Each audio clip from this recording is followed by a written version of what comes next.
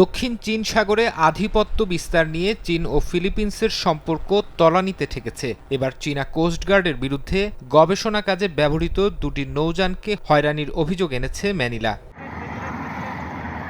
শনিবার এক বিবৃতিতে ফিলিপিন্সের কোস্টগার্ড জানায়, দেশটির দুটি ফিশারিজ নৌযান বালুর নমুনা সংগ্রহে টিটু দ্বীপের কাছে স্যান্ডি কেতে যেতে চাইলে চীনা কোস্টগার্ডের ৩টি জাহাজের আগ্রাসী কর্মকাণ্ডের মুখোমুখি হয়। পাশাপাশি চীনা নৌবাহিনীর একটি হেলিকপ্টারও ওই নৌযানগুলোর ওপর অনিরাপদ উচ্চতা দিয়ে উড়ে যায়। ওই ঘটনার পর তাৎক্ষণিকভাবে গবেষণা কাজ স্থগিত করে নিজেদের উপকূলে ফিরে যায় ফিলিপিন্সের জাহাজগুলো।